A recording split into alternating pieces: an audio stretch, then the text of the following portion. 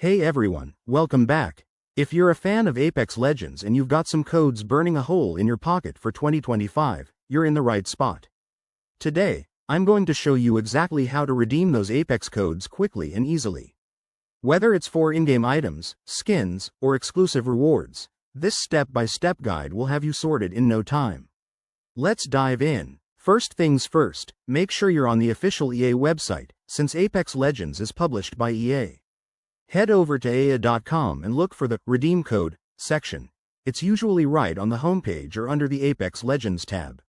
If you're not already logged in, go ahead and sign in with your EA account.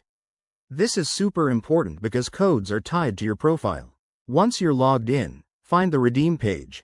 You'll see a box where you can enter your code. Type it in carefully to avoid any typos. Double check that the code hasn't expired. Most Apex codes for 2025 should be valid for a set period, so keep an eye on the date.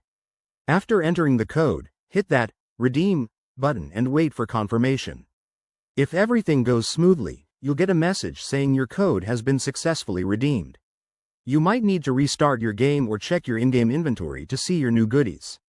But hey, if you run into issues like an invalid code or login problems, don't panic.